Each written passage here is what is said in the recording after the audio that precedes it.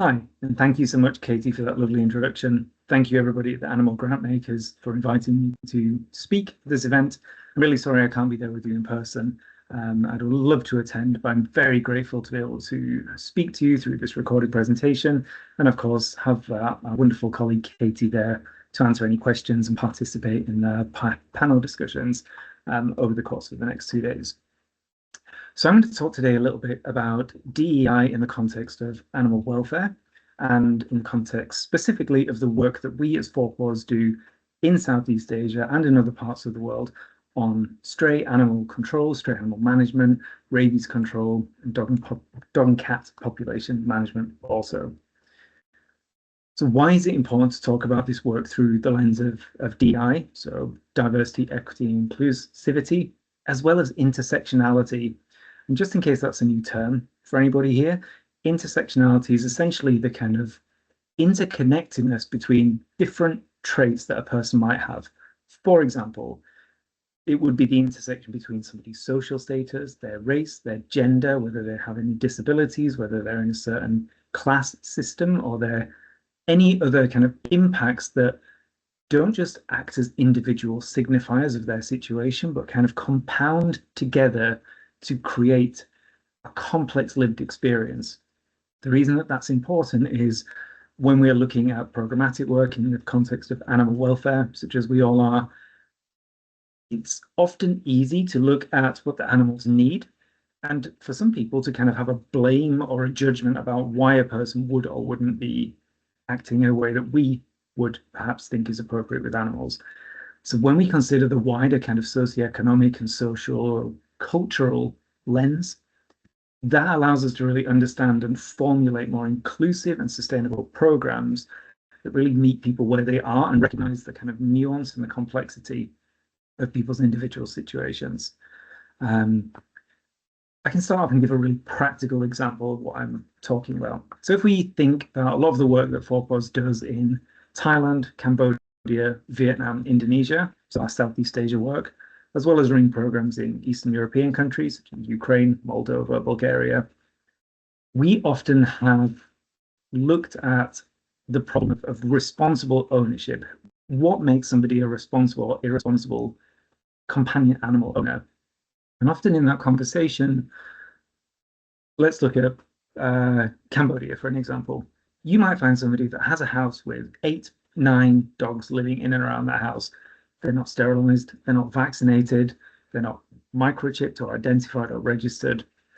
And often I get asked, people will say, well, why would a person have that many dogs? Why would they take 8 or 9 dogs into their home if they're unable to care for them?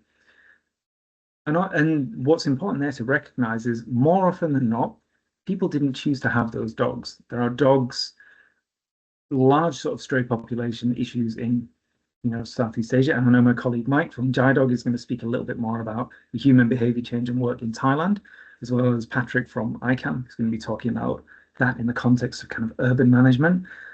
But the recurrent problem is the same.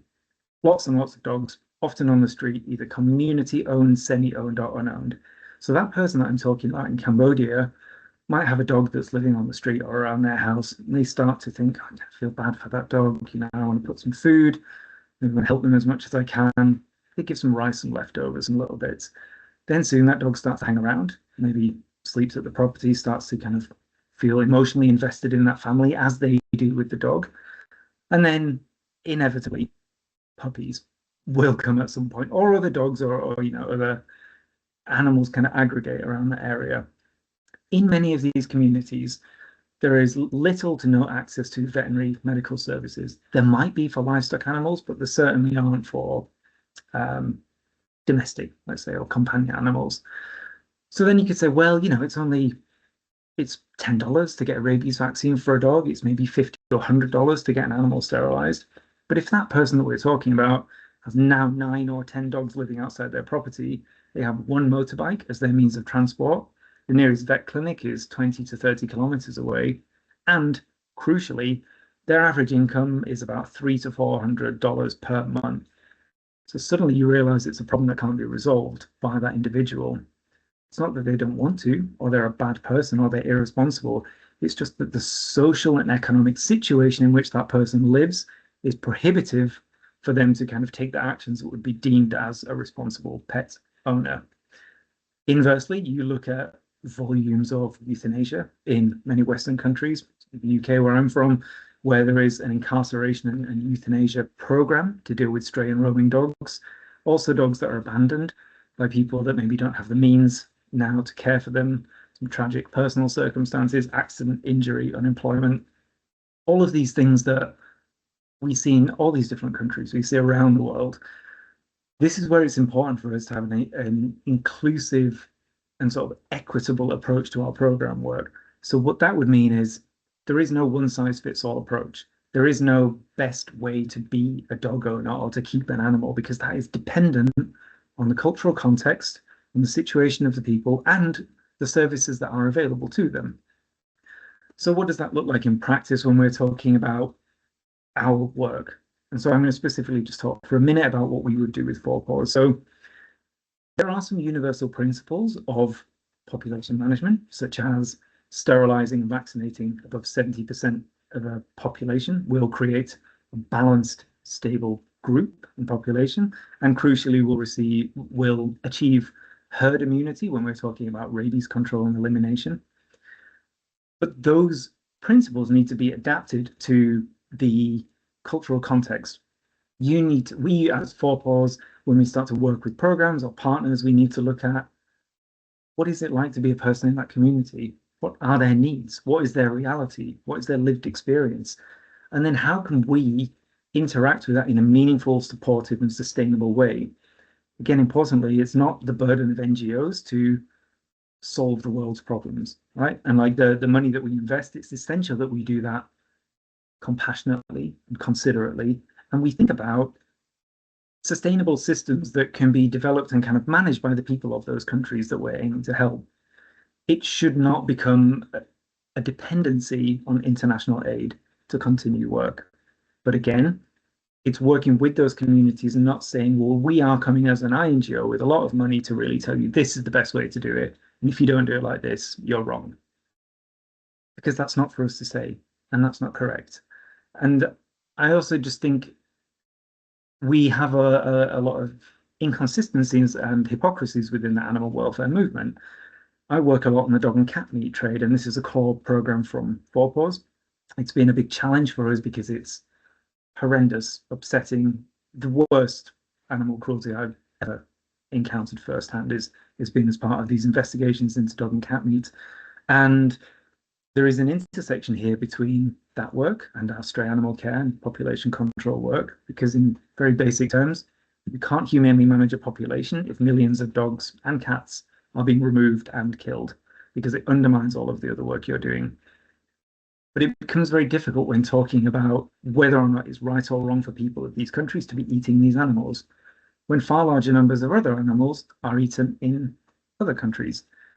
And so then when you're looking at speciesism, you're looking at cultural context, you're looking at traditional practices, you're looking at food scarcity, poverty, all these different things have to be considered as part of a collective understanding to really like to design appropriate and sensitive programs that aren't casting judgment, that are trying to really recognize the needs of the people in those communities. And so when we talk about dog meat, for example, we talk about the public health risk, we talk about the spread of disease, emergent pandemics, zoonotic spread, risk of rabies. That is a more meaningful conversation about controlling and eliminating dog and cat meat trade from a kind of public health argument, rather than I would prefer that you didn't eat dogs. So this is is just an example of one kind of snippet of the work that 4PAWS is doing. When we think of this in kind of other language, we can say that we're looking at all of this work through an inclusive lens, through kind of one health framework. But I think more than that, we're looking at one welfare, which is really the kind of psychological and sociological impact and relation between animals and human and non-human animals. We are coexisting in relationship, and it's not just about pandemic prevention or public health, but also the emotional resonance and the importance that the environment and humans and animals have for each other. It is an interlinked system, and it's important for us to work sensitively with that and think about a sustainable approach that meets the cultural context in all of the different places that we work. So I appreciate this is a very quick rundown of our kind of philosophy and the approach that we take to work. I really hope that's helpful. I know now that Mike is going to talk a little bit more about sort of the detail of human behavior change from the Thai experience. Katie is here to answer questions, and I will also be available to answer any questions either online or somehow we'll work it out with the technology. But for now, I'll leave it there, and I want to say thank you very much again for facilitating this event, for inviting me to speak, and I hope to see you next time. Thank you.